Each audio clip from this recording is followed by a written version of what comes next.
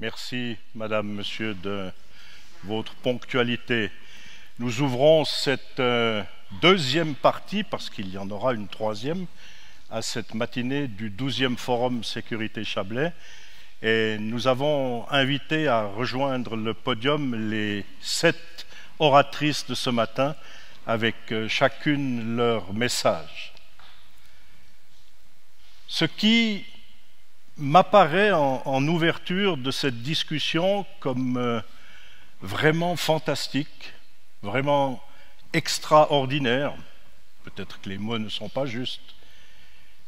Je suis sensible aujourd'hui que nous ayons reçu ces 7 témoignages de 7 personnalités, de 7 femmes qui aujourd'hui se sont penchées devant vous sur cette question de la sécurité, alors que peut-être jusqu'à maintenant, elle était, à défaut de l'apanage, en tout cas une préoccupation masculine. Et c'est cette sécurité féminine qui me sécurise, parce qu'au travers d'elle, elle sécurise finalement l'ensemble de notre communauté, de notre société. J'aimerais commencer ce podium ici avec vous, mesdames, par ce que nous appelons peut-être dans notre langage un tour de chauffe. Il faut vraiment que vous vous habituiez à prendre le micro et puis à répondre très spontanément peut-être à une question qui a rapport plus à ce que vous nous avez apporté tout à l'heure. Et j'aimerais commencer avec la première oratrice que nous avons entendue ce matin, avec Marie-Claude Noth-Ecker, en lui disant, au fond, du côté du CIMO, si j'ai bien compris, la plus grande menace vient de ces jeunes qui manipulent des drones au-dessus des barrières. Alors, vous avez bien compris qu'en fait, j'étais très contente ce matin d'entendre déjà en préambule toutes mes collègues parce que c'est vaste, chacun a sa vision de la sécurité. J'ai bien entendu aussi la journaliste qui a ressorti des points qui étaient essentiels. Moi, vous l'avez compris, je suis dans la pratique.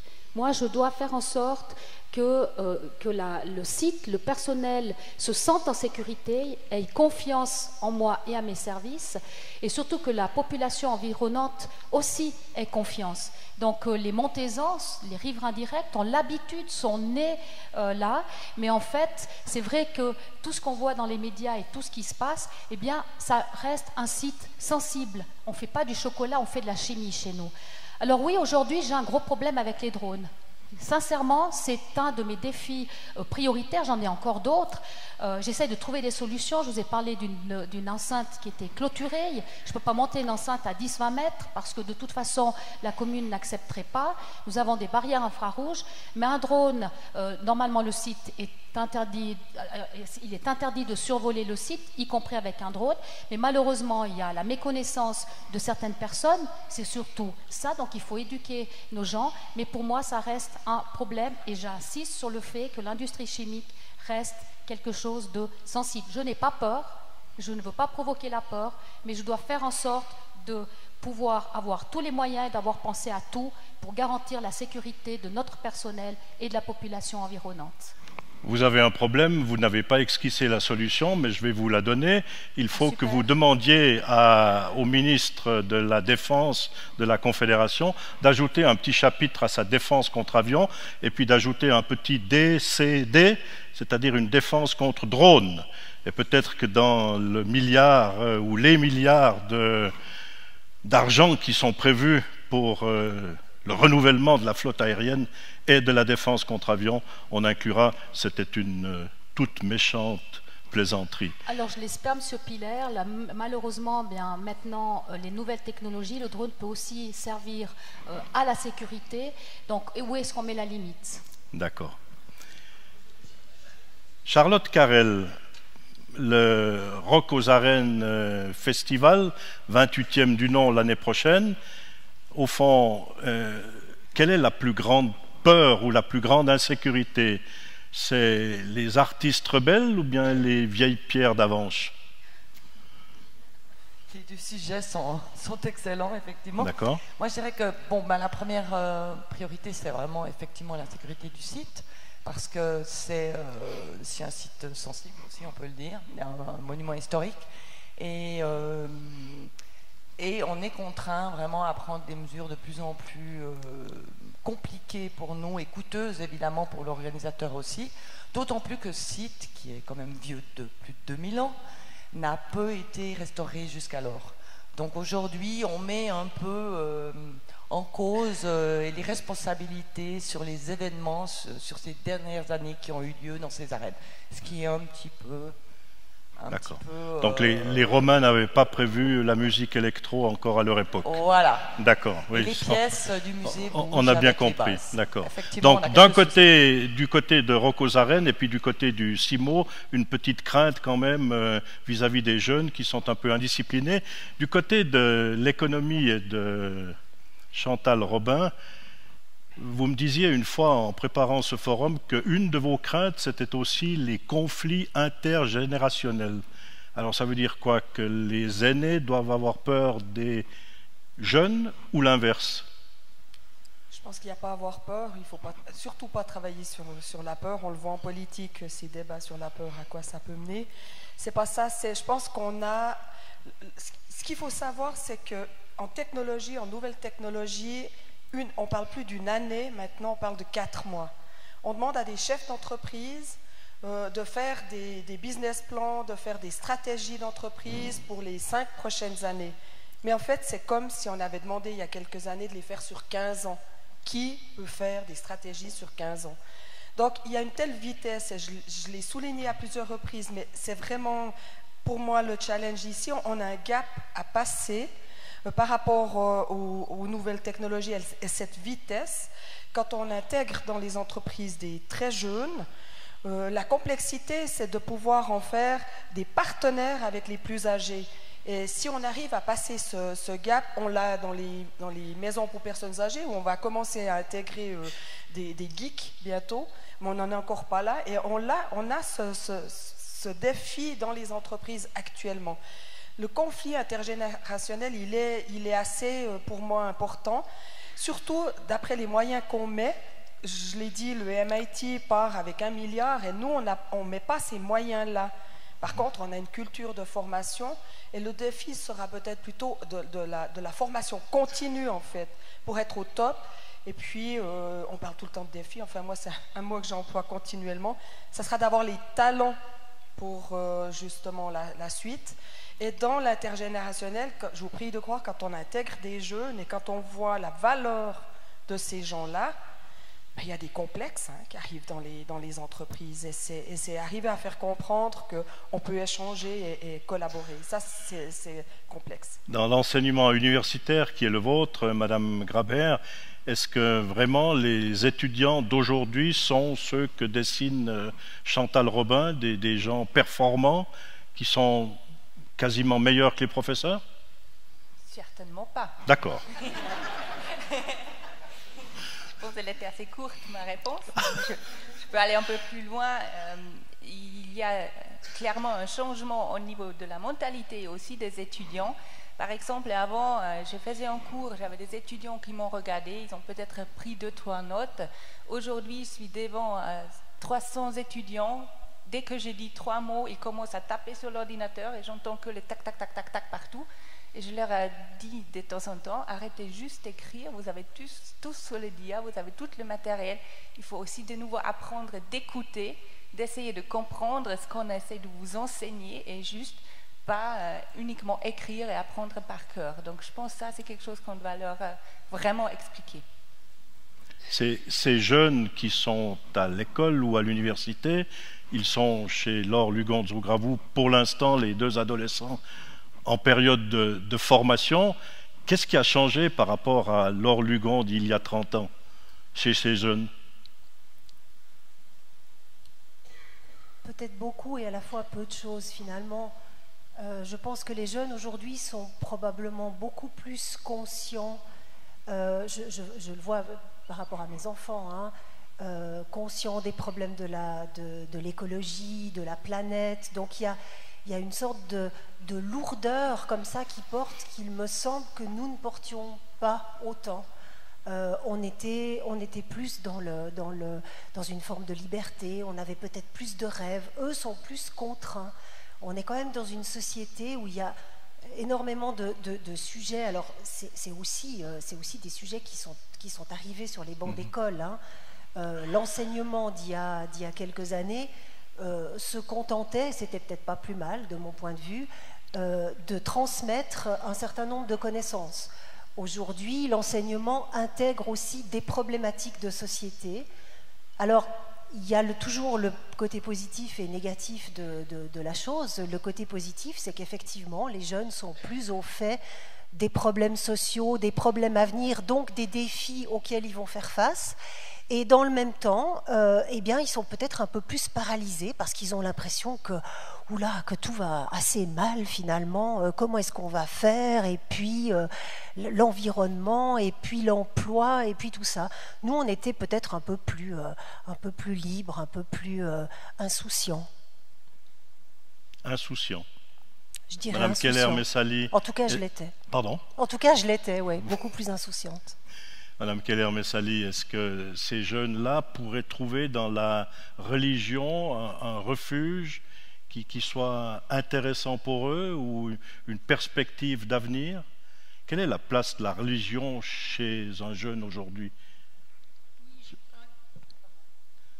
Oui, je crois que cette place dont vous parlez, elle n'est plus aussi claire pour beaucoup de jeunes. C'est-à-dire beaucoup de jeunes, et ça on le voit aussi très bien dans ce recensement qui a été fait, que j'ai cité tout à l'heure. J'ai l'impression que beaucoup de jeunes, je parle maintenant des musulmans, n'est-ce pas, du milieu musulman, ne savent pas où est leur place dans la société. C'est-à-dire, la société est comme un endroit un peu fantôme. Et aussi ce processus de radicalisation, c'est exactement le contraire, parce que il y a le message dedans que le chemin est clair, tout est clair, on sait très bien qu'est-ce qui est bon et qu'est-ce qui est mauvais, et puisque Dieu te dit c'est comme ça, donc c'est très clair. Et je crois qu'il y a une tendance parmi un certain groupe de jeunes de chercher cette clarté parce que le monde est devenu si compliqué. Et d'ailleurs, j'ai lu aussi souvent des interviews avec des femmes ou des hommes qui sont revenus, par exemple, de Syrie. Par exemple, en Tunisie, un pays qui a le plus haut taux de djihadistes dans le monde. En Europe, c'est le Kosovo qui a le plus haut taux de djihadistes. Et là, ces personnes disent « Je me suis fait des illusions, j'ai vraiment cru à ce message que dans une société qui est régie par la charia, comme c'est le cas sous l'État islamique, on aurait tout. » C'est-à-dire, ces jeunes disent « Là, j'aurai l'argent, la maison, le travail, tout, et je ne dois me mêler de rien. » C'est-à-dire, il y a comme un vœu non prononcé de déléguer tout ce qui est réflexion et tout ce qui est problématique.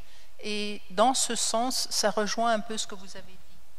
Oui, Laure Lugon. Oui, justement, pour faire écho à ce que dit Madame Keller-Messali, ici on touche au point qui me paraît essentiel, c'est que la liberté, elle est toujours plus difficile à envisager que l'esclavage, au fond, contrairement aux idées reçues. Et c'est vrai que dans la société occidentale contemporaine, où on est arrivé à un niveau de bien-être, de liberté de choix, de liberté de vie qui est énorme, un certain nombre et qui a aussi une sorte de perte des repères fondamentaux du passé qui étaient des repères dans notre société aussi, des repères de religion, etc. À partir du moment où on perd Dieu, où on perd ses repères, certaines personnes se sentent perdues et tentent de retrouver des pistes de des carcans, en Voilà. fait, des carcans qui sont plus faciles à gérer que la liberté. Du côté politique, Rosemarie Widmer-Giesel, on ne va pas vous demander si le canton de Schaffhouse a toujours au nord de sa frontière quelques Toblerones contre les invasions de cavalerie de monsieur Père Steinbruck. Voilà, mais ça vous allez nous confirmer ou nous l'infirmer. Au fond, quelle est la responsabilité politique dans toute cette situation que nous venons d'évoquer, vous qui avez aussi été dans les premières années de votre mission de conseillère d'État responsable de l'éducation? Alors, juste pour les Toblerones, Oui. il n'y avait jamais au canton de Schaffhouse, parce que le canton de Schaffhouse était toujours un peu oublié par la Confédération. Voilà, mais on y est. Je pense que cette discussion, c'était pour moi très, très intéressante ce matin, et puis j'ai appris beaucoup de choses parce qu'il y a beaucoup plus des aspects qui sont importants que vraiment la sécurité comme sécurité. D'ailleurs, si vous parlez de Père Steinbruck, il avait dit qu'il venait avec la cavalerie à cause des impôts, Oui. que la Suisse, pour les personnes juridiques, ça, c'est une question d'ailleurs aussi que peut-être pas tout au ganz vorne, comme la première priorité, mais ça c'est aussi une question pour moi qui est à avoir quelque chose à faire avec la sécurité pour notre pays, parce qu'il faut trouver maintenant une solution. Nous, le pays, ensemble. La Suisse. À propos de la fiscalité. À cause pour la fiscalité. Et puis là, il y a beaucoup des aspects qui sont discutés aussi. Mais bien sûr, c'est un autre thème. Mais peut-être sur ce thème-là, alors Chantal Robin, qui est au fait avec les entreprises, il y avait d'ailleurs dans une des roues dentées quelque chose à propos de la fiscalité. C'est vraiment un risque, c'est une insécurité pour l'entreprise aujourd'hui? Alors, on se trouve dans une insécurité du droit actuellement qui est vraiment dangereuse. Alors, si c'est une menace, il y a celle-là. C'est une menace pour l'emploi de notre pays, clairement. Il y a déjà, on le voit, il y a déjà le canton de Vaud qui a pris des dispositions et qui fait que la place s'affaiblit autour des cantons. Tous nos conseillers d'État responsables des finances sont tous fébriles. Les discussions avec les partenaires sont assez compliquées, il ne faut pas le cacher. En tout cas, chez nous, on a dû mener des discussions et c'est pas terminé. Et c'est clair que ces multinationales, il faut le dire clair et net, on en a vraiment marre de devoir tout le temps être sur le qui-vive, de savoir ce qui va arriver avec les votations et notamment l'autodétermination, par exemple. Cette insécurité pose des gros problèmes où elles aimeraient savoir à quelle sauce elles vont être mangées, pouvoir prendre les décisions. En plus, est venu un paramètre dont on n'a absolument pas parlé, mais le Brexit. Le Brexit amène dans nos entreprises, personnellement je suis contactée continuellement à l'heure actuelle avec les entreprises fribourgeoises qui exportent du côté du Brexit parce qu'on ne sait pas encore ce qui va se passer réellement. Donc effectivement là, les menaces sont différentes, ce que j'ai appelé tout à l'heure le curseur et les termes, mais si on veut avoir une société qui soit à l'aise, formé, il faut qu'on ait des entreprises. Pour payer tout ça, je pense que notre train de vie, notre sécurité, elle va être payée par des rentrées fiscales et c'est la roue. Je pense que c'est le périmètre total de la situation. Et si on attaque ça régulièrement, je pense qu'on ne va plus être l'havre de paix qu'on connaissait, mais on ne doit pas non plus aller sur la peur. Ces entreprises, elles ont aussi d'autres intérêts, entre autres les compétences qu'on a dans notre pays. Silke Graber, comment vous expliquez alors que dans un domaine particulier, on soit leader mondial, qu'on ait des créations extraordinaires au point de vue de la technologie, et puis que les gens, au fond, du côté de l'économie, ont peur d'être en Suisse? C'est aussi une insécurité? Ça, je ne peux pas vraiment répondre, mais comment on peut expliquer d'être leader mondial? ça a des raisons complètement autres. Ça a des raisons dans l'histoire, en fait, dans ma domaine. On n'est peut-être pas leader mondial dans toute la médecine, mais je pense qu'on a un très bon contact, un bon réseau au niveau suisse. Les universités qui sont quand même assez proches, qui ont compris, et ça c'est rare, qu'il faut peut-être travailler ensemble et pas l'une contre l'autre. Et ça n'existe dans très très peu de pays en fait. Il y a un bon réseau aussi, une libéralité pour tester des nouveautés. Par exemple, on pense toujours que les États-Unis sont très avancés avec la médecine. En fait, souvent les nouveaux développements ils sont faits en Europe parce que c'est plus facile aussi de les implanter sur le marché. Aux États-Unis, il y a une telle peur que peut-être une valve aortique que j'implante chez un patient, elle peut créer des complications qu'il faut passer tellement des années pour avoir des brevets pour pouvoir l'utiliser qu'entre-temps, le patient il est déjà mort. Donc ça ne sert à plus rien. Donc si on veut savoir pourquoi on est les premières, c'est parce qu'on est au front, on a des choses à dire et on peut aussi faire des tests qui ne sont peut-être pas possibles ailleurs. Du côté du CIMO, Marie-Claude Notecker, est-ce que cette concurrence et tout, et cette peur de faire partir des industries, est-ce qu'elle se sent aussi parmi les 5 entreprises que vous avez, mis à part que Charlotte Carrel, avec le Brexit, elle n'invite plus un groupe de rock anglais, hein? D'accord? Ok. Bien. Je partage exactement ce qu'a dit ma préopinante parce qu'effectivement, on a les mêmes soucis aussi avec le Francfort ou autre. Maintenant, on a une grande chance à monter, c'est qu'en fait, nous sommes une société, enfin un site où on fabrique, où on a énormément de talent et heureusement que nos diverses sociétés ne sont pas parties ailleurs parce que maintenant c'est la grande mode, on va partir ailleurs parce que ça coûte moins cher, mais en fait une des sociétés l'a fait, est partie en Chine. Le résultat, les gens ne travaillent pas du tout de la même manière et vous pouvez expliquer dans un autre pays certaines choses, mais en fait le produit n'arrivera pas avec la qualité que l'on a et c'est ça la chance que nous avons en Suisse. Et sur le site chimique, justement, les talents et la qualité, c'est hyper important et on garde et on fait tout en fait pour garder ces talents. Faites quand même une petite page de publicité pour CIMO et pour les entreprises. Vous avez toutes et tous, madame, monsieur, un smartphone dans votre poche. Merci de l'avoir mis sous silence. Il y a une couleur noire sur ces smartphones. Alors, elle vient d'où? Exactement, elle vient de BASF au niveau des pigments. Le rouge Ferrari est fait chez nous. Voilà, je peux faire aussi de la publicité, merci. Voilà, la même chose que le jaune, là je fais de la publicité pour BASF.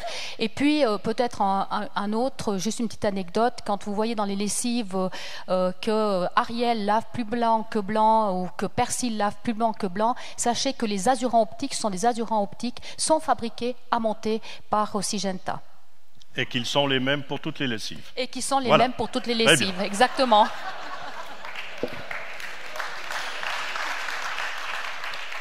Ça pose quand même, Silke Graber, une question aussi en fonction de ce que l'on voit à la publicité et ce que l'on voit à la télévision.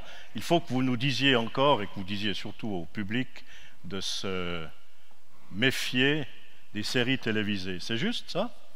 On ne se méfier pas, ça ne se passe rien si on regarde des choses qui ne sont pas très bien faites. Mais ce n'est pas la vérité, c'est juste ça. Donc, de nouveau, je pense on essaye de nous faire comprendre des choses qui n'existent pas. Les États-Unis, au top vraiment de toute la technologie. Bon, moi, mes médecins du CURM, ils vont très rarement au congrès aux États-Unis, tout simplement parce qu'ils sont 15 ans en arrière. D'accord.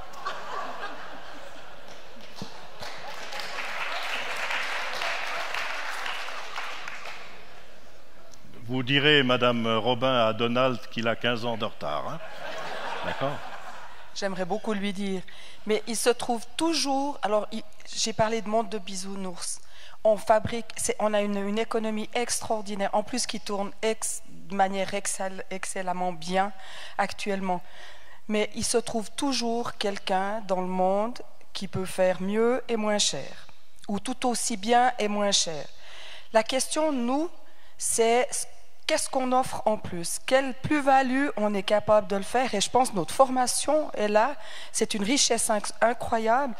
L'histoire, c'est que est-ce qu'on sera toujours, on doit veiller à être adapté pour ce qui nous arrive. On parle de révolution. On a parlé avec M. Schneiderman plus de tsunami. On ne peut pas le nier, il ne faut pas se fermer à ça. On doit préparer nos jeunes. Moi, j'ai interpellé des autorités étatiques, des politiques, pour leur dire, mais formons les gosses beaucoup plus jeunes, parce qu'on était tellement fiers de présenter des formations à l'âge du collège, par exemple. Le collège, chez nous, c'est lycée, etc. Et alors que j'en ai pas de la fierté extraordinaire, on devrait beaucoup plus jeune. Mais le problème, on m'a répondu, c'est avec des maths et de la grammaire, des calculs et de la grammaire. J'ai dit, je suis désolée, je suis pas en train de dire qu'il faut arrêter le français et les maths. Je suis en train de dire qu'il faut en mettre peut-être une couche supplémentaire. Madame Rosemarie Widmer-Giesel, c'est quoi cette lacune dans la formation? C'est la faute au fédéralisme? Vous n'êtes pas beaucoup amoureuse du fédéralisme, hein? Pour certaines choses, oui, pour certaines choses, pas.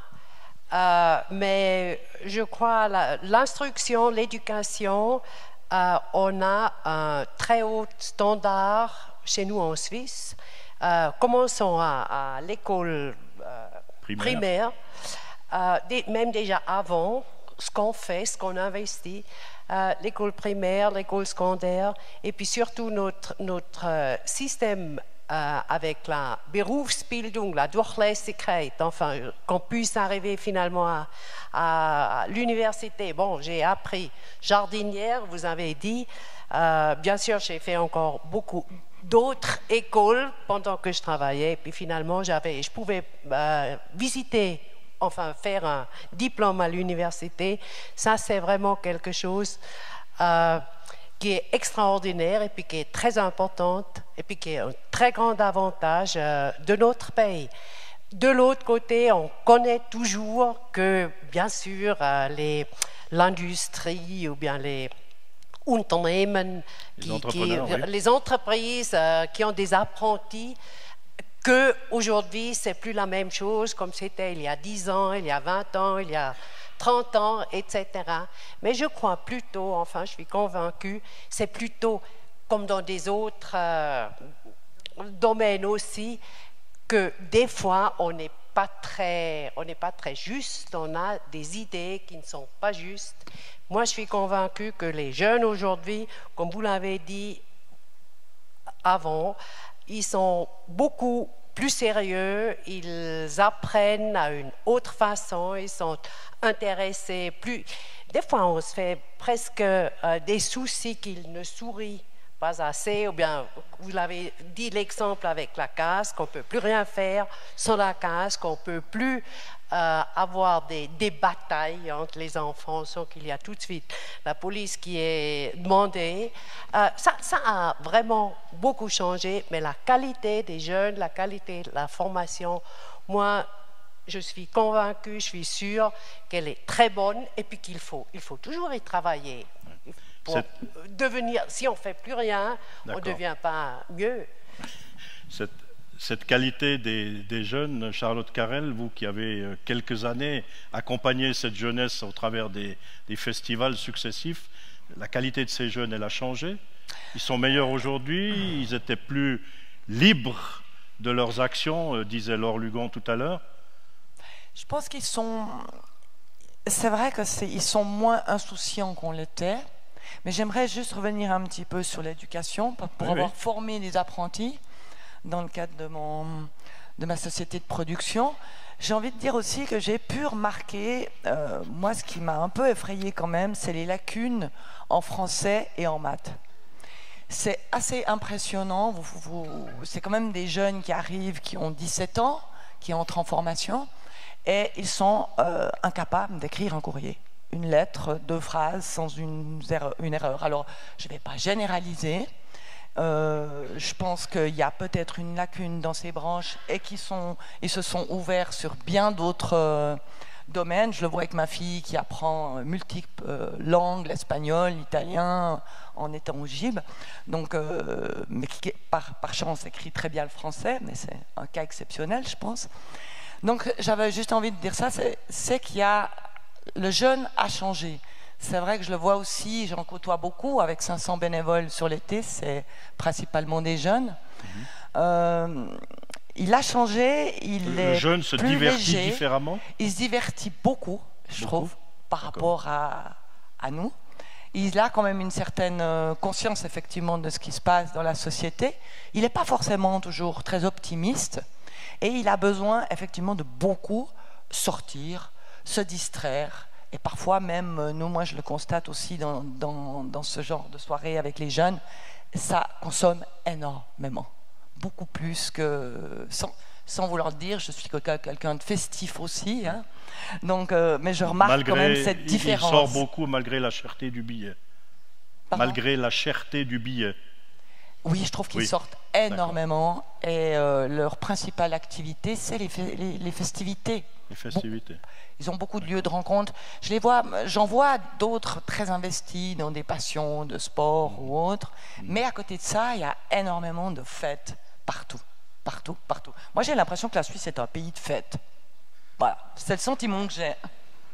La Suisse est un pays de fêtes. Oui. D'accord, ok.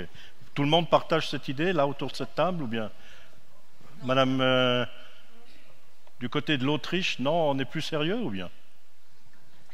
Non. Non, d'accord. Pas du tout. Et je pense peut-être, en fait, moins souvent, mais plus forte, peut-être. Quels sont les lundis matins de ces jeunes qui ne savent pas écrire en français? Il n'y a pas que les jeunes d'ailleurs. Par rapport à l'économie, oui. Par rapport à ça, je voudrais dire que c'est relevé et protocolé, que ça fait plus de 40 ans qu'on dit, chaque fois qu'ils arrivent dans les entreprises, ils ne savent plus écrire et compter. C'est incroyable, c'est chaque fois relevé.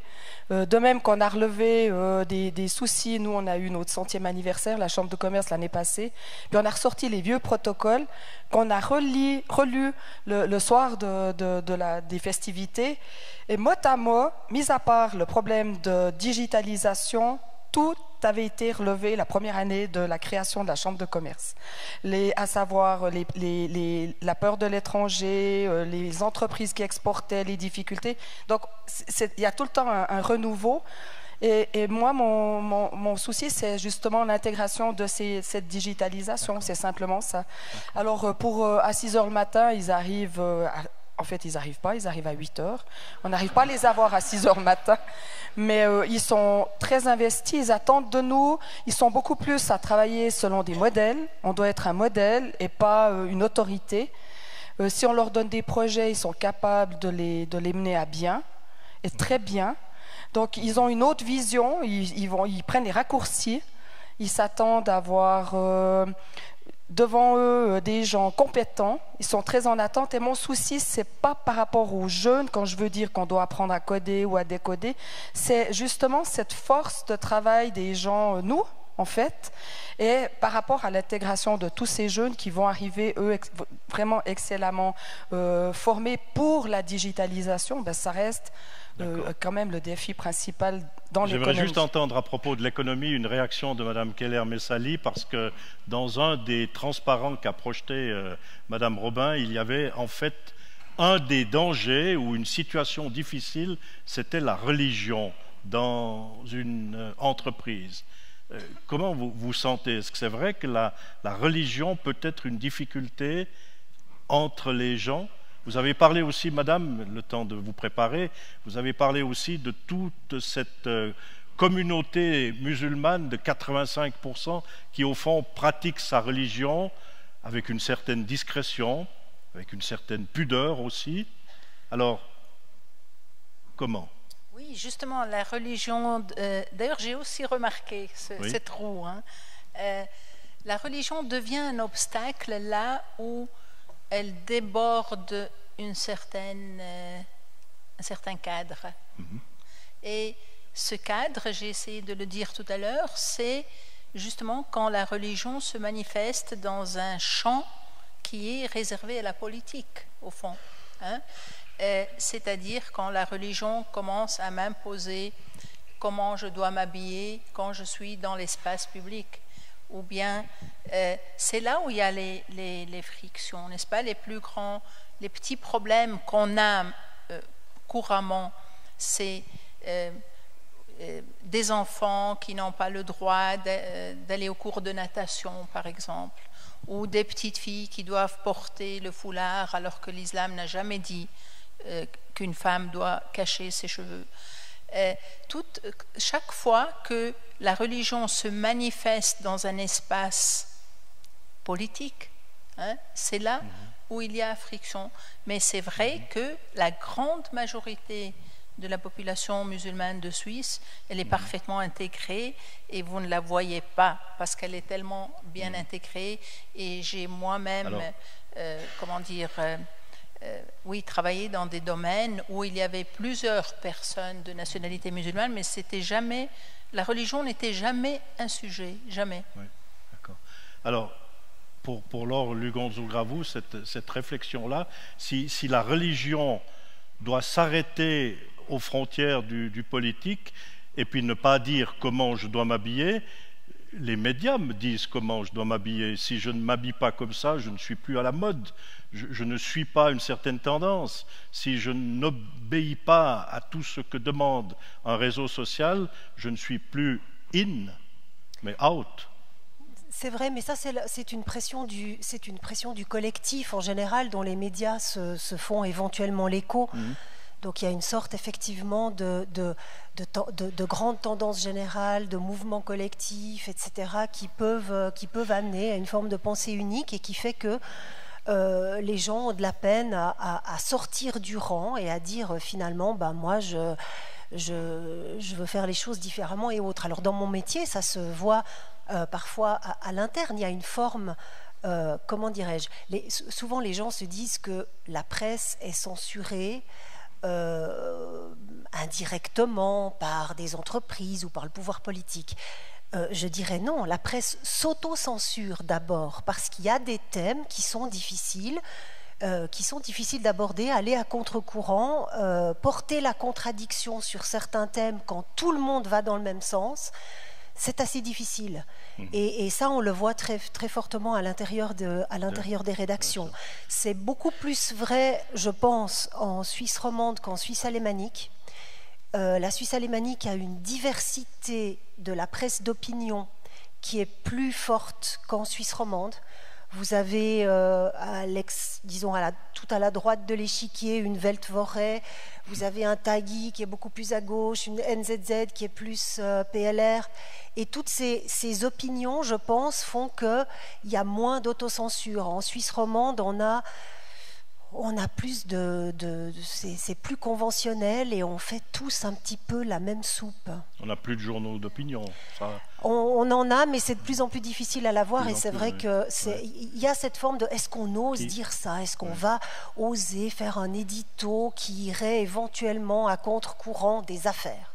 Juste avant de donner la parole à Madame Keller, à Madame Charlotte Carrel, qui c'est qui censure le programme du festival? Parce que vous ne nous avez pas tout dit, hein, des invités que vous avez eus. Non, je ne vous ai pas tout dit, effectivement. Alors, allez-y. Dites-nous écoutez, une fois qui vous avez accueilli. C'est vrai qu'on peut avoir des censures par rapport aux artistes qui peuvent être politiques ou religieuses. Et il est vrai qu'on avait accueilli Marilyn Manson pour la première fois, je pense que c'était en 92-93.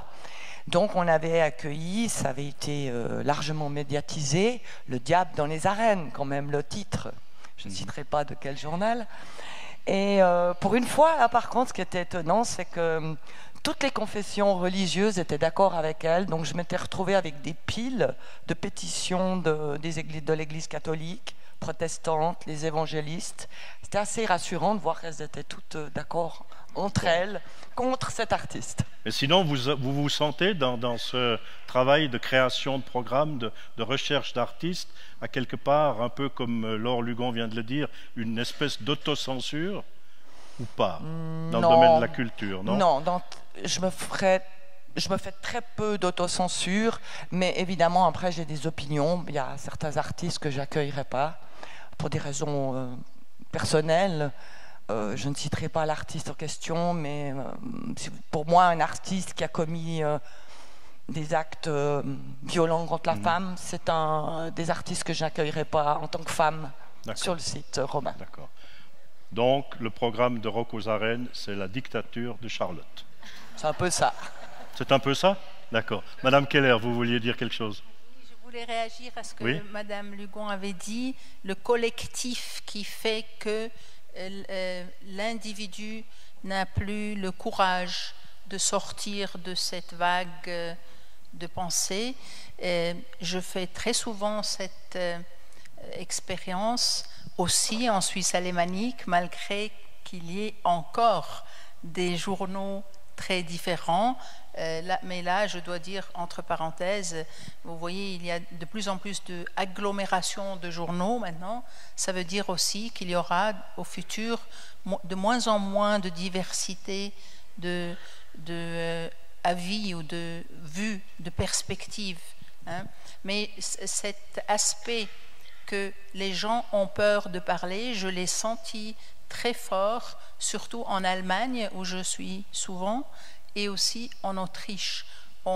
Beaucoup de gens me disent, vous savez, la political correctness ne me permet pas de dire certaines choses, et c'est pour ça que j'admire toute personne qui puisse le dire malgré cette political correctness. Et maintenant, ce qui est nouveau pour moi, ce phénomène, je le vis aussi en Suisse alémanique. Il y a aussi en Suisse alémanique des gens qui vous disent on n'a plus le droit de dire quoi que ce soit, sinon on est mis dans le coin de l'extrême droite ou dans le coin du racisme ou dans le coin de l'islamophobie ou n'importe quoi.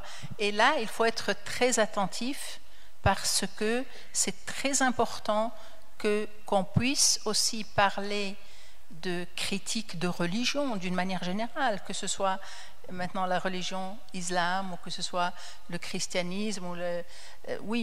On parle aussi de l'Église catholique et on ne parle pas seulement de belles choses. Donc, gardez toujours en esprit qu'il est absolument légitime de critiquer une religion. Rosemarie Wiedmer, vous êtes maintenant une ancienne conseillère d'État. Sprechen Sie jetzt heute mehr, besser, freier? Non. Non. J'ai toujours dit ce que je pensais. D'accord. Donc pour vous, le politiquement correct n'a jamais été une autocensure. Mais c'est quelque chose que je trouve c'est vraiment très dangereux pour utiliser ce mot. C'est pas seulement les questions de la religion, c'est aussi toutes ces discussions, par exemple MeToo, vous avez mentionné avant. Et puis c'est vraiment triste, et puis on le sent comme beaucoup de gens n'osent plus dire ou bien n'osent plus faire aussi quelque chose parce qu'ils ont peur que... Ils n'osent plus, parce qu'ils ont... C'est pas seulement qu'on ont peur qu'on les met dans le coin gauche ou droite, c'est aussi est-ce que je peux aider à quelqu'un qui est couché par terre de se lever sans que je me fais schuldig, oui. Dans un coupable. Oui. Coupable. Oui. Ça, c'est vraiment... ça me préoccupe beaucoup. Oui. Et puis je me souhaite que vraiment tout le monde aura le courage. Et puis je pense, il y a quelques années, on avait plus ce courage que maintenant. Sous ce titre, Political Correctness, on a presque tout enlevé, qu'on a de nouveau ce civil courage et de dire ce qu'on pense. Enfin, après qu'on a réfléchi, bien sûr. Et puis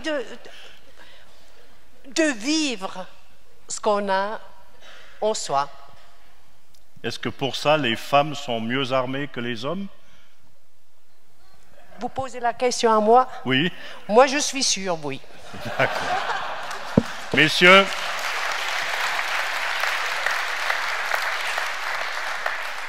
Messieurs, en vos grades et fonctions. Voilà. Merci Rosemarie Widmer. Il y a un mot qui a été prononcé dans le débat tout à l'heure, dans les présentations que vous avez faites, mesdames, c'est le mot d'anticipation. Et j'aimerais revenir sur ce mot d'anticipation parce que soit chez Marie-Claude Naute, soit chez Madame Widmer, soit chez Madame Robin, vous avez parlé de cette anticipation finalement face aux insécurités. Alors, l'une des trois ici, au fond, comment au quotidien vous transformez cette anticipation? Ça va aussi après du côté des médias ou de la culture ou de la religion. Marie-Claude Naute? Oui, alors, si je reprends dans le cadre de mes compétences et de mon service, tout ce qui est connu, je l'ai dit lorsque j'ai présenté les choses, les procédés, les processus à l'intérieur du site, ça c'est du connu. Maintenant, il y a beaucoup de choses de nouvelles qui arrivent. Donc la première des choses, c'est déjà se renseigner. Et le partenariat justement avec les polices ou avec d'autres partenaires sont primordiales justement pour pouvoir anticiper. Quand on parle d'un problème qui a quelque part, parce qu'en tant que responsable, je l'ai dit aussi tout à l'heure, j'assume la responsabilité de la sécurité d'un site et de son alentour. Et en fait, je dois faire attention à ce qui arrive sur le marché, comment c'est utilisé, parce qu'il y a des technologies qui sont super bonnes et d'autres qui sont moins bonnes. Et si je parle dans le cadre d'un site, on a parlé du web, les images, les informations sur Facebook, sur Twitter, ou sur tout ce qu'on veut, ça va à une vitesse. Donc il faut qu'on mette et qu'on édicte des directives. Je vous donne une anecdote pour ceux qui se rappellent, je crois que c'était l'année passée ou il y a 2 ans, il y avait ces fameux Pokémon.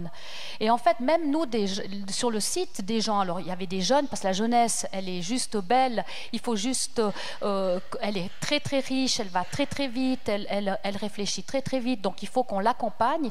Mais en fait, ces Pokémon, même des gens de 30-40 ans, ces Pokémon étaient un petit peu partout, puis avec le Natel, on devait les prendre. Je ne sais pas si vous vous souvenez de ce jeu, je ne l'ai pas joué, mais en fait, voilà, exactement. Et en fait, pour nous, sur le site, ben, on fait cohabiter des voitures, des vélos, des gens, etc. Et on s'est rendu compte que par les médias, je me rends compte qu'il y a cette difficulté et c'est vrai que j'avais vu des comportements un petit peu bizarres, mais qui peuvent engendrer des problématiques qui touchent l'intégrité physique ou même les installations. Donc ça veut dire anticiper et tout de suite éditer des directives. Au cœur du CIMO, on chassait le Pokémon. Au cœur du site. Au cœur du site, d'accord. Madame Robin, anticiper, ça veut dire quoi pour une entreprise? Sans compter qu'elle ne peut pas anticiper, elle est dépassée par la vitesse. Mais je trouve ça extraordinaire. D'abord, s'il n'y avait pas besoin d'anticiper et d'avoir des nouveautés et des surprises, il n'y aurait pas besoin de chef, parce qu'on a d'autres personnes pour régler le quotidien. Donc c'est le rôle de ces responsabilités, des responsables et des dirigeants. Donc anticiper, il y a toujours la prospection, naturellement la veille technologique, qui est dans tous les métiers indispensable, forcément, ce qui se fait ailleurs. Voyager, s'intéresser, c'est indispensable. Et puis, ça passe encore une fois par la formation. Les jeunes qu'on va recevoir, mais la formation continue qu'on va donner à nos propres collaborateurs pour justement être prêts. Et on le voit maintenant dans des déploiements très importants que nous accompagnons dans des technologies de 4.0 et 4.1 déjà, puisque le 4.1, on intègre beaucoup plus l'humain. Et pour en revenir au cœur de l'entreprise, c'est l'humain. Donc c'est avec ça qu'on arrive à anticiper, mais c'est l'innovation. Et on doit développer cette culture d'innovation et faire de nos jeunes, de nos enfants, qu'ils sortent pas tous avec le même bricolage à l'école, à la fête des mères. Vous voyez ce que je veux dire? Qu'on leur donne l'idée d'avoir de la créativité surtout aussi. Silke Graber, anticiper sur les vrais méchants, ça veut dire quoi? Ça veut dire essayer d'abord de reconnaître si le ou la partenaire que je choisis n'est pas un vrai méchant. Comment on fait ça? Le problème est que les gens sont à la base tous gentils et du coup ils deviennent les méchants sans qu'ils se rendent vraiment compte. Ils ne sont pas vraiment méchants. On a une image d'une personne qui est toujours méchant, qui est agressif, mais ceux qui font les drames familiaux, c'est les gens qui sont plutôt très calmes, qui n'ont jamais eu aucun passage à la violence toute leur vie, et d'un seconde à l'autre, il pète les plombs, si on peut le dire comme ça. Et à ce moment-là, c'est très très difficile d'anticiper, je pense, dans les crimes comme ça. Mais où on peut anticiper et de faire parler les gens. Et il y a notamment en Suisse romande, clairement actuellement une volonté. Tous les cantons sont en train d'investir pour qu'il y ait des endroits où des victimes d'agression desquelles on ne parle normalement pas, ils peuvent être examinés, ils peuvent avoir des constats. Et où il peut aussi se renseigner sur comment on peut leur aider. Et vraiment, tous les cantons suisses romandes, on travaille ensemble avec eux actuellement pour fournir cette prestation, pour anticiper. Rosemarie Widmer-Giesel, dans vos années au Conseil d'État du canton de Schaffhouse, l'activité quotidienne vous donnait encore du temps pour anticiper, pour prévoir ce qui allait arriver? Oui, je pense c'est absolument nécessaire qu'on se prenne ce temps. Et puis, bien sûr, ce temps, c'est pas entre 8 et 5 heures, mais peut-être une fois la nuit ou bien un dimanche où travaillons dans la vigne. Mais sans anticiper, on ne prend jamais les bonnes décisions. Et puis, pour moi, il y a 3 points qui sont très importants pour pouvoir anticiper, et puis c'est absolument nécessaire, c'est d'avoir la tête ouverte, d'être intéressé, d'être aussi créatif, de lire, je l'avais dit. Deuxièmement, la façon de réfléchir, de penser, d'analyser. Et puis là, je dois vous dire, la formation qu'on a à l'armée en faisant officier, ça aide beaucoup, parce que c'est structuré, et puis on réalise qu'il y a toujours quelque chose qui peut se passer, même si on croit que ça n'arrivera jamais.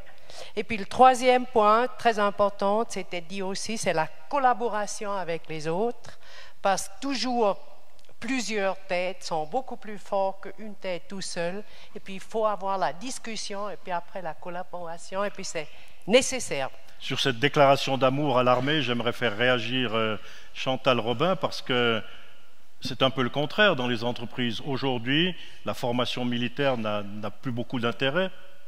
C'est juste, hein? C'est vrai que c'est pas reconnu la même chose.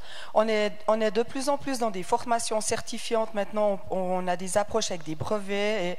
Et d'ailleurs, j'ai eu des discussions à ce titre dans le domaine avec des gens de l'armée pour mettre en valeur ces compétences qui peuvent être développées. Mais on a aussi un esprit un peu plus ouvert dans les entreprises. On est ouvert plus à des étrangers. Donc, ça met aussi peut-être en opposition le jeune cadre suisse qui va faire son service militaire avec un jeune cadre qui est étranger. Je ne peux pas le nier. Certains patrons d'entreprise vont dire, moi, ça me coûte moins cher d'avoir un jeune français ou allemand parce qu'il ne va pas aller faire son service militaire. Ce n'est pas mon opinion, que ce soit clair, mais c'est une réalité économique. Alors j'espère que ça va faire l'inverse, c'est que ça va ouvrir les postes aux femmes, puisque justement, elles font pour le moment pas beaucoup de services militaires, et puis vu qu'on a un niveau de formation excellent, et puis... du côté des femmes. Oui, parce que économiquement, on s'y retrouve. Oui. Oui. D'accord. Parce que économiquement, ça a un coût énorme, et puis 1 + 1 ça fait 2, alors qu'on stoppe la progression des femmes très souvent dans leur carrière professionnelle parce qu'il n'y a pas les conditions pour. C'est difficile, c'est très difficile. Elles sont encore toujours la personne qui élève les enfants, donc forcément, alors elles vont prendre la place des militaires. Pourquoi pas? Voilà. Mais je le regrette parce qu'effectivement, c'était une très bonne formation. Et puis la structure, madame, c'est exactement ça. Et c'est ce qu'on a besoin dans les entreprises, d'avoir des gens très structurés dans leur commandement, parce qu'on doit encore commander dans une boîte. J'aimerais rester sur l'anticipation avec Laure Lugon et Saïda Keller, mais auparavant, Marie-Claude. Oui, je voulais juste dire l'anticipation dans les entreprises, mais quels que soient les organes de protection de la population, même chez tout le monde. L'anticipation, en fait, c'est de gagner du temps. C'est de tout mettre en œuvre pour pouvoir gérer ce qu'on n'a pas pensé. Donc ça, c'est parce que si on n'anticipe pas, on subit. Et quand on subit, ça devient dramatique. Madame Saïda Keller-Messali, Dans ce que vous nous avez présenté ce matin, il y avait quand même une certaine peur de votre part, une certaine crainte. Alors, comment est-ce qu'on peut maîtriser ce développement de la religion qui prend la place de la politique? Comment est-ce qu'on peut faire, particulièrement au sein de l'islam, pour que cette religion, ou est-ce que c'est une question de siècles, et dans 2 siècles, on aura peut-être résolu le problème? Oui, et puis après, il viendra peut-être. l'anticipation sur les fake news pour préparer Laure Lugon à sa réponse. Madame Keller. Oui, c'est ça le fond du problème. Oui. Dans la majorité des pays majoritairement musulmans, et ça a aussi un effet sur les milieux migratoires musulmans ailleurs dans le monde, c'est que il n'y a jamais eu cette claire séparation entre ce qui est politique et ce qui est religion. Oui. Et l'islam, c'est un peu sa spécificité, et depuis sa naissance, c'est-à-dire depuis le 7e siècle jusqu'à nos jours, a toujours été considéré aussi comme un programme politique. Il y a par exemple cette notion de Ummah, qui veut dire la communauté de tous les musulmans dans tout le monde entier. C'est-à-dire c'est un concept qui fait que chaque musulman est en principe entrelié et lié à des concepts que parfois il ne connaît même pas, mais il est considéré être une partie d'une totalité. Et ça aussi, cette vision et ce concept font que l'individualité de chacun n'a pas assez d'espace pour être d'abord toléré et ensuite aussi pour être soutenu. Et ça explique aussi pourquoi, oui, il y a aussi ce manque de créativité sur le plan culturel et pas seulement, aussi sur le plan économique de la majorité de ces pays. L'anticipation pour Laure Lugon-Zougravou, c'est anticiper le tsunami des réseaux sociaux, le tsunami ou les tremblements de terre, des fake news. Comment est-ce qu'on enseigne à un jeune à anticiper une fake news ou la désolation d'un réseau social? J'ai hélas pas la réponse à cette question. C'est pour ça que la presse va pas bien, et il va falloir qu'il y ait un sursaut démocratique et citoyen pour s'en rendre compte. La seule chose qu'on peut tenter de faire, nous autres journalistes, c'est de continuer à faire le job le mieux possible pour faire écran, pour faire barrage à ces fake news et à ce tout à l'égout dont je parlais tout à l'heure. Alors comment le faire? Dans notre jargon, je dirais en cherchant l'angle mort. L'angle mort, vous savez, c'est quand vous circulez avec votre voiture et puis que vous êtes en train de dépasser sur l'autoroute et vous avez regardé dans les trois rétroviseurs, mais il y a un angle qui vous a échappé et tout à coup vous voyez la voiture qui arrive et là vous faites un coup de volant à droite. C'est ce que, comme automobiliste, on déteste le plus, mais c'est comme journaliste ce qu'on doit rechercher, c'est-à-dire tenter de trouver la question, avoir l'esprit suffisamment critique pour se poser la question qui va amener quelque chose au débat, qui va pouvoir mettre les choses en perspective. Alors parfois on se trompe, mais il faut qu'on continue à le faire et qu'on le fasse le plus honnêtement possible, en espérant qu'un jour, et comme je l'ai dit tout à l'heure, je pense qu'on est des démocraties quand même suffisamment matures aujourd'hui pour qu'à un moment donné, il y ait une sorte de sursaut et que les gens se disent et fassent la différence en fait entre le faux du vrai. Enfin, le vrai. On n'a pas la prétention d'écrire la vérité et de trouver la vérité, mais au moins une certaine honnêteté intellectuelle. Madame, Monsieur, ces réflexions de ce matin apportées par nos 7 oratrices ont certainement déclenché chez vous une réaction, une réflexion. À qui pouvons-nous donner le micro, tendre le micro pour une question qui veut être posée, s'il vous plaît?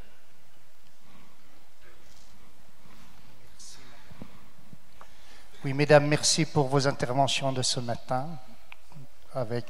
J'aurai plusieurs remarques, mais nous n'avons pas le temps pour cela. Je m'arrêterai à une des caricatures de ce matin. Vous, chère Laure Lugon. Dieu se rit des hommes qui chérissent les causes dont ils déplorent les effets. Monsieur de Bossuet, vous êtes la caricature de cela. Vous nous dites que le problème, ce sont les populistes. Quel mépris du peuple. Madame, vous faites partie du problème, en ce sens que vous véhiculez l'idéologie dominante fragilisant les plus faibles d'entre nous et les nations aussi. Vous favorisez la mondialisation financière en particulier, l'affaiblissement de nos frontières, et vous osez nous dire que votre problème, ce sont les gens qui souffrent de cela et qui l'expriment d'une façon qui ne vous convient pas. Merci Madame de votre, Lugon, vous merci inversez de votre les rôles. conviction, monsieur. Merci de votre conviction. Vous aurez observé que tout le monde a la parole ici au Forum Sécurité, puisque nous sommes en démocratie. Bien sûr. Laure Lugon. Oui, je crois avoir été dans mon discours un petit peu plus large que cette vision-là. Le populisme, cher monsieur, qu'il soit de droite comme de gauche, n'a jamais amené que des catastrophes. À la lumière historique, vous pouvez le voir. Donc je ne vais pas me justifier sur le fait que les populismes sont une gangrène des sociétés. Cela étant, je crois avoir été suffisamment critique aussi vis-à-vis du métier qui est le mien, et je l'ai même écrit dans mon premier bouquin. Donc voilà, on est tous partie prenante de cette société, chacun à son niveau, avec nos convictions, avec nos forces et nos faiblesses. Et voilà, désolée, mais je pense que le populisme est un gros souci pour nos sociétés. Merci Laure. Une autre question? Oui, monsieur. Oui, bonjour, merci. Bonjour, merci pour vos conférences et vos discours. J'ai une question pour Madame Widmer qui n'a rien à voir avec la question précédente. C'est dans les débats politiques au Grand Conseil, chez vous, ou au Conseil communal, est-ce que vous avez l'impression que ça favorise un sentiment de sécurité ou d'insécurité, c'est-à-dire les débats, comment est-ce que chaque parti se positionne et fait part à la population de son sentiment sur la situation? Excusez, j'avais le problème de le comprendre oralement. Est-ce que tu peux... En une phrase, vous me redites ce que vous souhaitez. Dans les parlements, oui. Il y a toujours des débats sur la sécurité. Absolument. Il y a trop de sécurité, pas assez de sécurité, okay. La liberté. Vous, en tant que conseillère d'État, est-ce que vous avez l'impression que ces débats favorisent un sentiment de sécurité ou d'insécurité dans le public? Est-ce qu'ils reflètent la réalité en tant que politicienne aux commandes? Großrat oder in einem Regierungsrat bringen diese Debatte Unsicherheit oder im Gegenteil Sicherheit? De toute façon, le but doit être qu'ils apportent la sécurité, mais pour donner aussi ce sentiment de sécurité, il faut bien aussi faire un ordre sur la table et puis de parler de l'insécurité. Mais finalement, je crois, et puis ça nous est... ça se passait comme ça au canton de Chafouz. On avait des discussions, mais finalement, toujours le but de pouvoir donner l'impression de sécurité. Mais la sécurité n'est pas gratuite, il faut faire quelque chose pour, pas seulement les finances. D'accord. Une autre question? Oui, monsieur. Devant. Pardon. Le microphone arrive. Merci.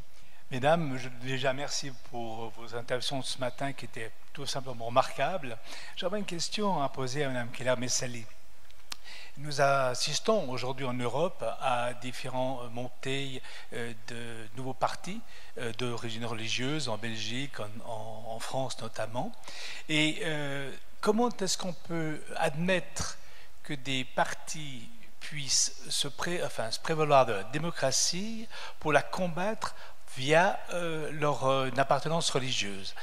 Est-ce que, d'après vous, nous devrions interdire ces partis qui font de la charia leur but ultime et la démocratie son éradication?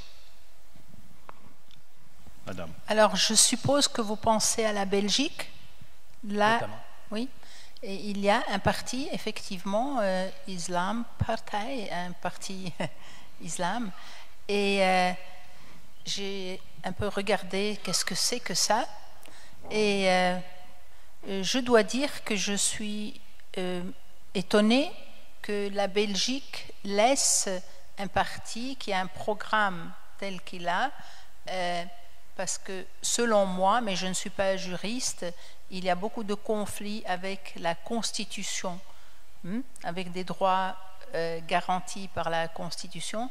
Alors je me suis demandé sur quelle base ils ont donné la permission à ce parti, de se nommer parti au nom de la religion et de faire de la politique.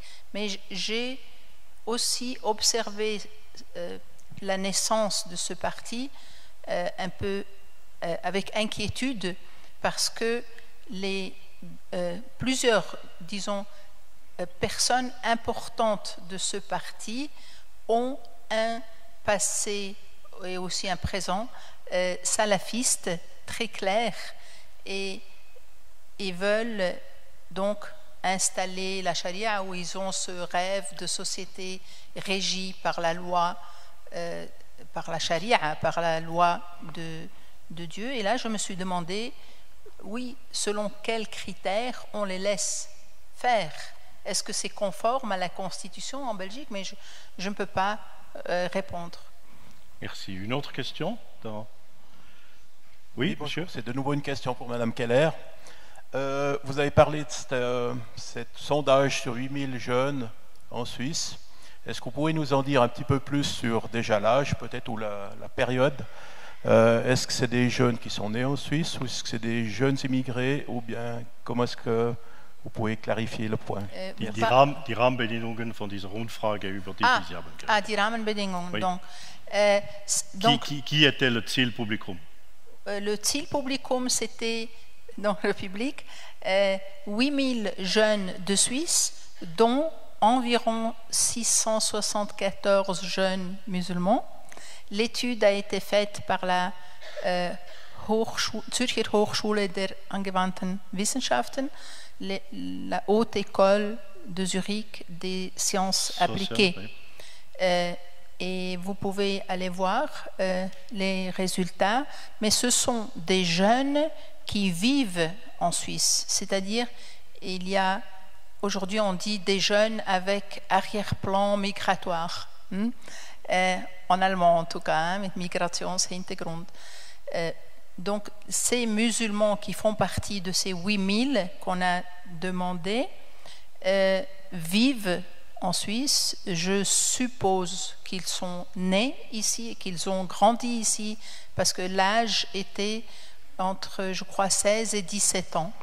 Voilà, 16 et 17 ans, et Madame vous donnera tout à l'heure les coordonnées sur Internet. Oui, une autre question? Oui, merci pour vos interventions ce matin. Moi, je commencerai par une réflexion. Dans le cadre de la formation, on a beaucoup parlé du savoir-faire, on a beaucoup moins parlé du savoir-être, qui pourtant aujourd'hui revêt quand même une certaine responsabilité et une certaine importance. Et là, je m'adresserai plutôt à Madame Carrel. Tout à l'heure, vous disiez ne pas faire beaucoup d'auto-censure, mais par rapport au savoir-être, est-ce que néanmoins, dans votre organisation, vous avez une forme de comité qui pourrait quelque part, selon l'artiste ou les artistes qui seraient invités à venir et qui pourraient avoir des influences assez directes sur les domaines de sécurité du festival, de manière à réagir éventuellement à cette situation-là? Qui commande? Madame. Bien sûr que c'est des facteurs qu'on prend en compte. Notamment quand on fait nos séances de police, on parle toujours des groupes à risque, parce que ça existe quand même. Quand on parle aussi d'anticipation, mon rôle est aussi d'anticiper, de découvrir les nouveaux talents, et surtout de faire un choix qui soit judicieux par rapport à la jeunesse. C'est vrai qu'aujourd'hui, on a cette vague de musique rap, qui n'est pas toujours très facile à entendre, mais qui fait partie des nouvelles tendances musicales. Et là, ça devient compliqué de savoir où censurer, quel artiste prendre ou ne pas prendre par rapport à ces textes. Mais je dirais que, comme je le disais tout à l'heure, l'autocensure, on l'a fait pour des artistes qui pourraient avoir un comportement déjà violent par rapport à des femmes ou autres, un comportement vraiment répréhensible. Mais la liberté d'expression, c'est toujours difficile de jauger où est la limite. Mais la sécurité, en tout cas, est prise dans ce sens-là, oui. Nous allons prendre encore une ou deux questions, s'il y en a dans le public, que j'ai de la peine à voir à cause des grands projecteurs qui illuminent nos dames. Alors, si ça n'est pas le cas, j'aimerais vous remercier d'y avoir participé et j'aimerais poser à vous, mesdames, une Schlussfrage, une question un peu finale. Nous commencerons avec Marie-Claude Notecker et nous irons dans le même sens que vos présentations. Au fond, madame, dans le domaine qui est le vôtre, dans votre secteur d'activité, entre sécurité et insécurité, quel est le message que vous aimeriez laisser aujourd'hui au public qui vous a patiemment et avec pertinence écouté ce matin? Quel message avez-vous dans ce domaine de la sécurité ou de l'insécurité à laisser? Marie-Claude Notecker. C'est toujours bien de passer en premier parce qu'on n'a pas le temps de réfléchir, mais le premier mot qui viendrait, c'est le mot confiance. Je l'ai dit dans ma présentation, ne pas avoir peur, prendre en considération les problématiques qui arrivent, les anticiper. Moi, j'ai la confiance de la commune, j'ai la confiance des partenaires, et puis j'ai envie de dire qu'il fait bon vivre en Suisse. Merci. Charlotte Carrel? Moi, j'ai envie de dire que malgré toute la bonne volonté, malgré tout ce qu'on peut anticiper, le facteur risque existe, il n'est pas nul, et qu'il faut toujours être en état conscient de ça, mais qu'il faut rester évidemment positif et confiant dans notre société et qu'on est effectivement très gâté dans notre pays. Silke Grabherr?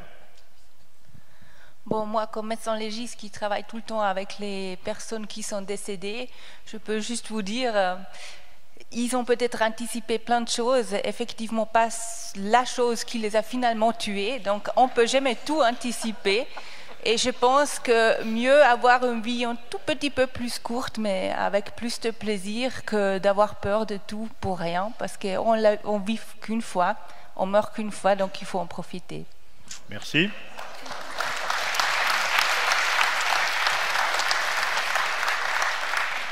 Chantal Robin. Alors, je fais référence à la dernière question, le savoir-être. Effectivement, je l'ai dit, mentionné, l'intelligence émotionnelle qui nous aide et qui nous relie au cœur et au cerveau. Et qui lui, peut pas être autopsiée. L'intelligence émotionnelle, elle peut pas être autopsiée. Ah, qui sait? Bientôt. Bientôt? Avec les Madame Grabherr? Avec les compétences qu'elle a, certainement. D'accord. Madame Rosemarie Wiedmer-Giesel, was für eine Botschaft? Je pense, enfin non, je suis sûre qu'on a en Suisse, oui, je pense que c'est un blöde Satz. Je suis sûre qu'on a vraiment, le droit, et puis il faut le réaliser aussi, d'être sûr en Suisse, dans notre pays. On peut avoir la confiance, mais on doit réaliser aussi que chacun est demandé, et puis chacun doit donner le sien pour que ça reste comme ça. Pour moi, c'est le plus important. Merci. Madame Saïda Keller.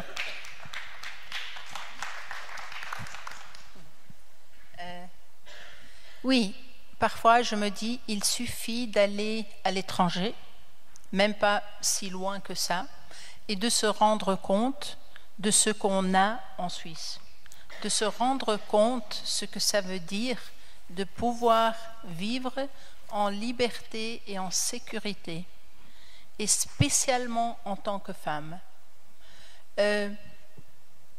Aller pas très loin, je dirais au prochain pays majoritairement musulman en tant que femme, et vous ferez l'expérience que vous n'avez pas tellement le droit d'être dans l'espace public comme l'homme. Déjà cette petite chose, n'est-ce pas? Alors moi, je suis heureuse d'avoir cette chance de vivre dans un pays où je me sens sûre, malgré tout. Je me sens sûre. Et j'aimerais que ça reste comme ça. Et c'est pour ça aussi que je m'engage contre des développements que je vois et que j'analyse, et puis à la fin, je trouve, elles mènent précisément dans le contraire, dans une direction contraire de cette sécurité que j'aime. Et c'est pour ça que je fais ce travail. Merci, madame.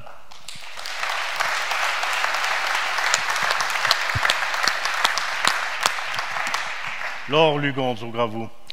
En un mot, continuez à critiquer la presse. C'est d'abord la meilleure garantie que vous nous lisiez. C'est comme ça qu'on vous aime, et en fait, le doute, c'est la seule chose qui soit vraiment féconde. Donc, merci pour toutes vos critiques, à venir, futures et actuelles.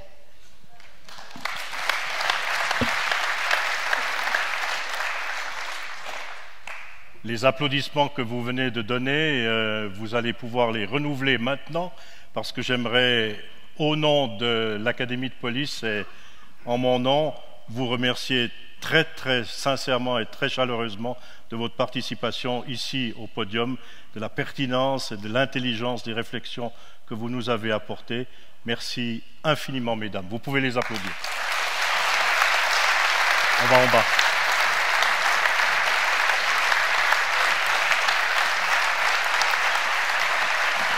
Merci beaucoup. Dankeschön. Merci, Charlotte. Merci. Dankeschön. Merci beaucoup.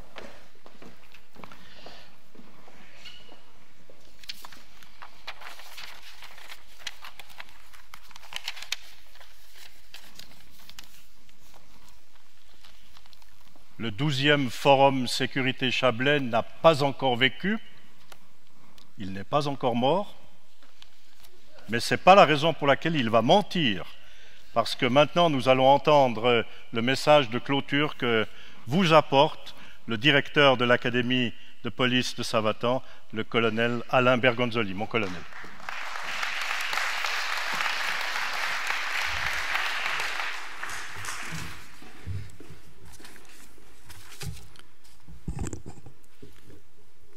Focus sécurité.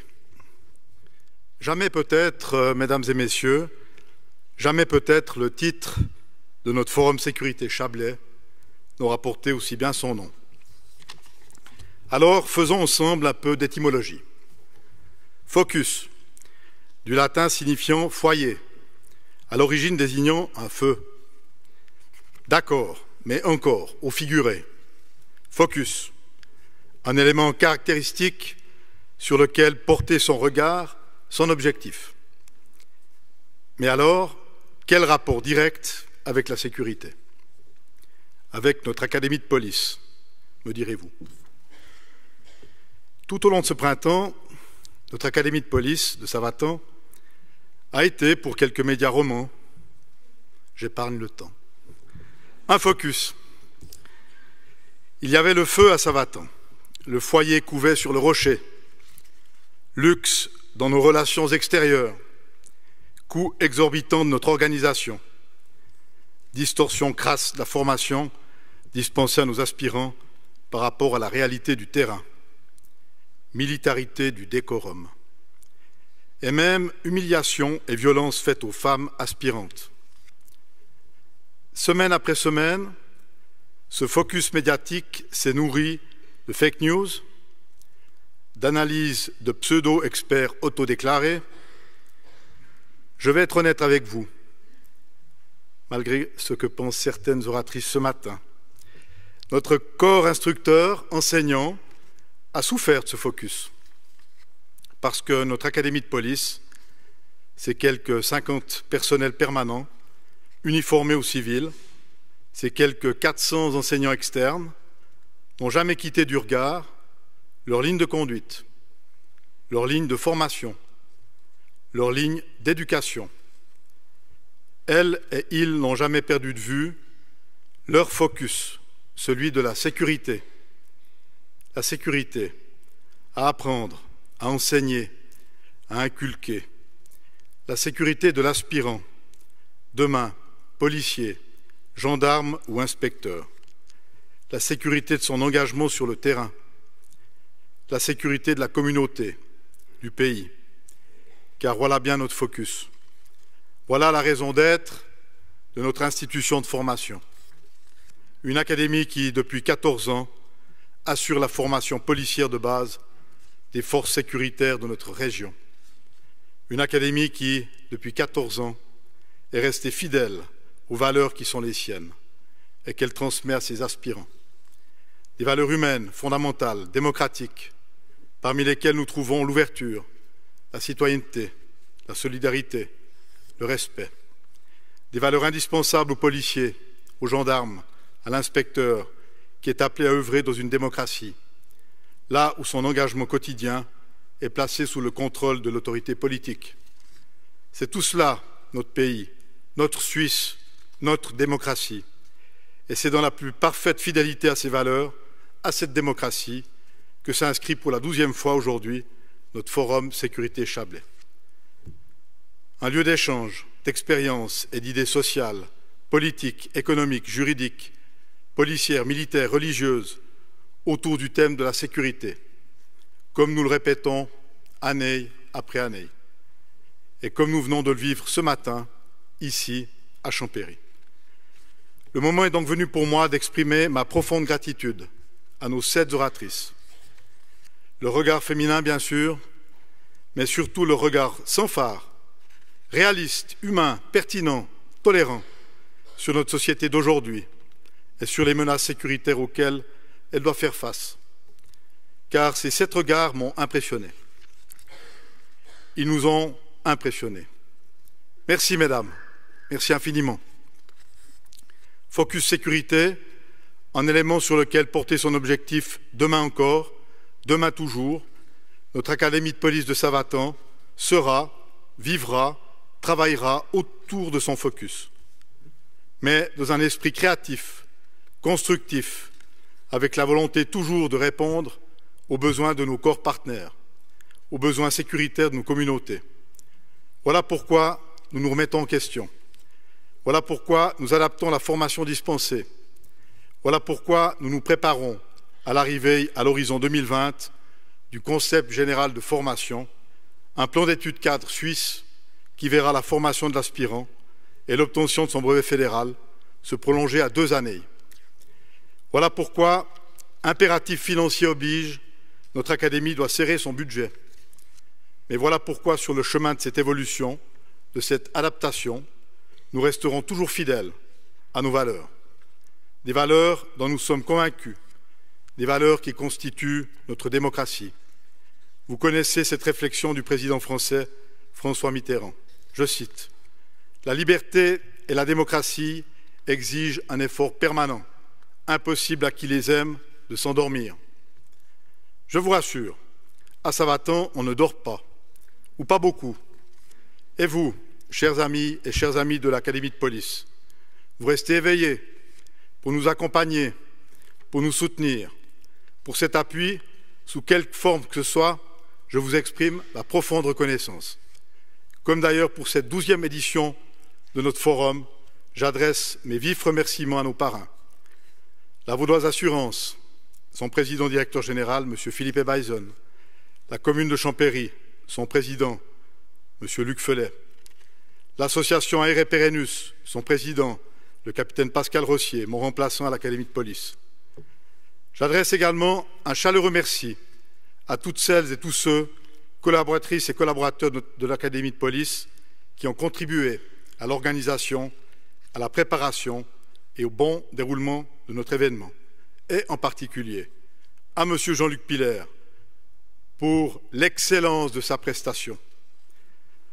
Sans vous oublier, vous, cher public, que nous aurons le plaisir de retrouver dans une année pour un autre focus, mais au fond, pas trop différent de celui d'aujourd'hui, le focus de notre sécurité, l'affaire de nos forces sécuritaires, celles que nous formons, pour notre communauté, nos communautés et leur bien-être, et pour notre démocratie, celles qui nous empêchent de dormir.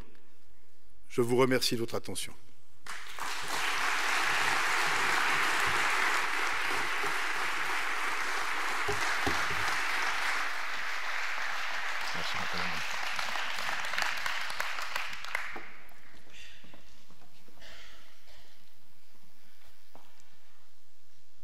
À mon tour, Madame, Monsieur, de dire merci à toutes celles et à tous ceux qui m'ont aidé à préparer ce forum.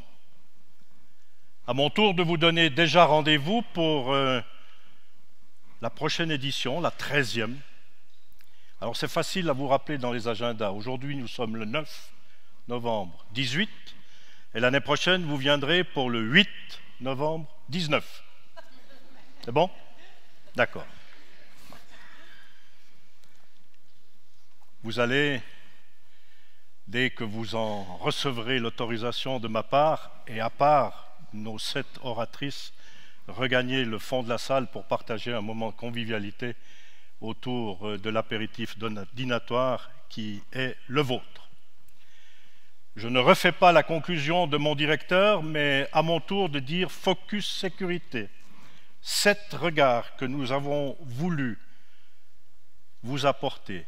7 regards qui vous ont peut-être dérangé, qui vous ont peut-être impressionné, qui vous ont peut-être sécurisé.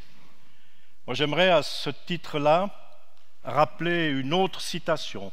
C'est celle d'un professeur de mondialisation, docteur en philosophie, après avoir été créateur d'entreprise. Il s'appelle Bernard Nadoulek. Et il a dit, je le dis un peu à l'adresse aussi de mon directeur, une entreprise sans ordre est incapable de survivre. Mais une entreprise sans désordre est incapable d'évoluer. Alors je crois, monsieur le directeur, madame, monsieur, qu'aujourd'hui, grâce au forum, grâce à cette 12e édition, sachant qu'à Savatan règne l'ordre et par conséquent la continuité, le forum aura été cette espèce de petit aiguillon, un peu foufou, un peu dérangeant parfois, amenant peut-être du désordre, mais tellement créatif et tellement innovatif. Merci d'y avoir participé, merci d'y avoir contribué.